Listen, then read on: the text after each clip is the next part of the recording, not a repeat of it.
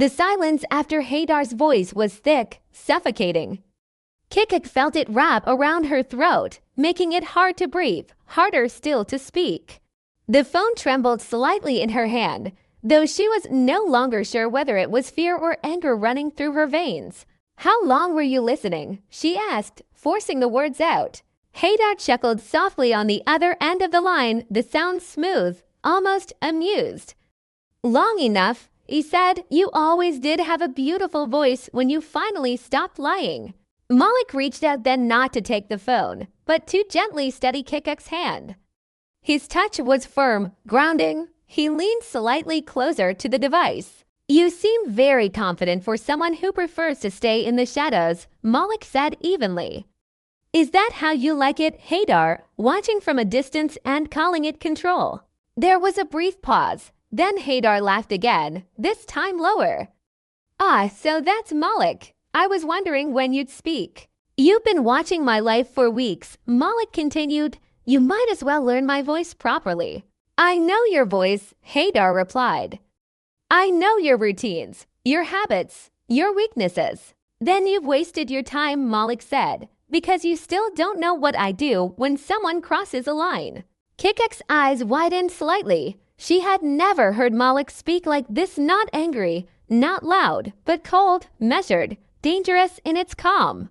Haydar hummed thoughtfully. "You're different than I imagined," he said. "Zara thought you'd explode by now." Malik's jaw tightened. "So you admit it? You and Zara planned this together." "Planned is such a harsh word," Haydar replied lightly. "Let's say we anticipated outcomes." Kikik couldn't hold back anymore. "You threatened my family," she said sharply. "You followed me. You made sure I was never alone. And yet here you are," Haydar answered calmly. "Alive, unharmed, still choosing to stand next to him. That should tell you something." "It tells me you underestimated her," Malik cut in. "You thought fear would keep her quiet forever." Another pause, this one longer. "Fear usually works," Haydar said at last. "People break faster than you'd think."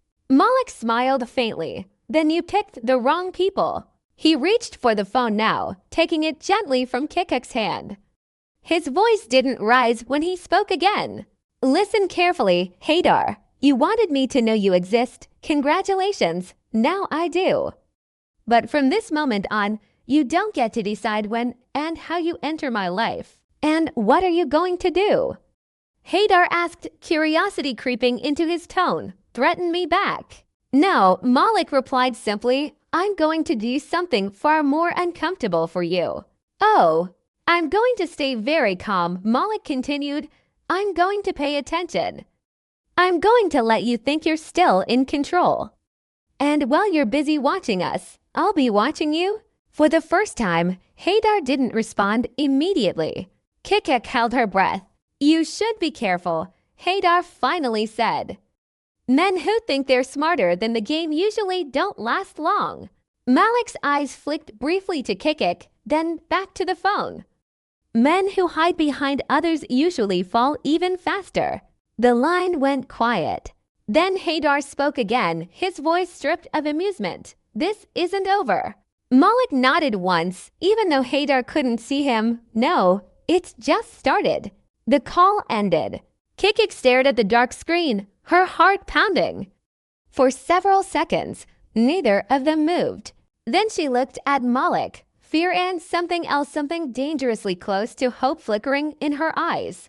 "You shouldn't have done that," she whispered. "You put yourself in his sights now."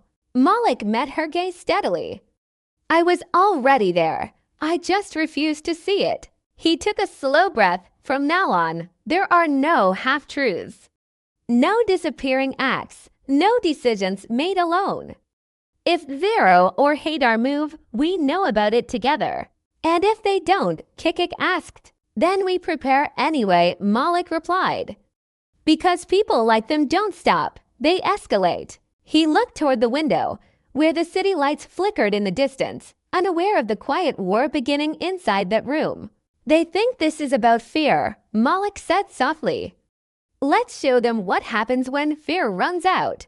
Kikik swallowed hard, but this time she didn't step back. The city outside looked the same as always, lights blinking, cars moving, people living their lives unaware, but Malik knew something had shifted.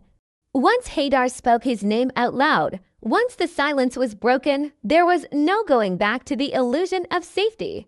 "We don't stay here tonight," Malik said after a long pause. Kikik looked at him sharply. "What? Why?" "Because this place is predictable," he replied. "And predictability is a luxury we can't afford anymore. If Haydar wanted to scare us, he already did. If he wanted to act, he'd do it where we feel safest." She nodded slowly, forcing herself to think instead of panic. "Where do we go?" "Somewhere Zara wouldn't expect you to choose," Malik said. "Somewhere she can't reach you easily without showing her hand." They moved quickly, quietly. Malik checked his phone messages sent, calls unanswered, names he hadn't spoken to in years lighting up his screen, favors, old debts, people who knew how to watch without being seen. As they stepped outside, Kikik felt it immediately, that familiar tightening in her chest, the sense of being observed. She stopped instinctively. Malik noticed. "What is it?" "I don't know," she whispered. "I just feel it again." Malik scanned the street, his eyes sharp now, cataloging every parked car, every shadow.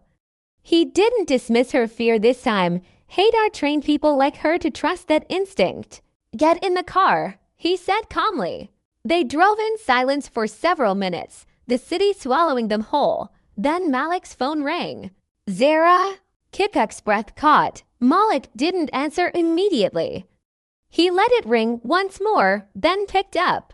"You're late," Zara said smoothly, as if calling an old friend. "Funny," Malik replied. "I was just thinking the same about you." A soft laugh. "I see Haydar finally introduced himself." Malik kept his eyes on the road. "That was your idea of subtle." "You should thank me," Zara said. "If it weren't for him, you might still be living in ignorance, and ignorance is dangerous." "You threatened her family," Malik said flatly. "You used fear to control her." "I protected my interests," Zara corrected. "Just like you're about to do now. Don't pretend you're any different." Kikik clenched her hands together, every muscle rigid. "You miscalculated one thing," Malik said. "You assumed fear would end this." Another pause, shorter, sharper. "And it didn't?" Zara asked. "No, it started it." The line went quiet. When Zara spoke again, the softness was gone. "You should walk away," Malik, take what's left of your pride and disappear. "This doesn't end well for people who get curious." Malik smiled faintly. "You should have said that before you sent Haydar." The call ended. Moments later, Malik's phone buzzed again. A message. No name, just a photo. Kikik leaned over despite herself and felt the blood drain from her face. It was her mother's house, taken from across the street, recent. Below it, a single line of text. "Fear is a courtesy. Next time won't be." Kikik let out a broken sound, somewhere between a gasp and a sob. Malik took the phone immediately, his expression unreadable. "They've crossed another line," he said quietly. She looked at him, panic flooding back in. "This is my fault. I told you this is what happens when you fight them." Malik shook his head once. "No, this is what happens when they realize fear isn't enough anymore." He pulled the car over, turning fully toward her. "Listen to me. This is the moment they expect you to break again.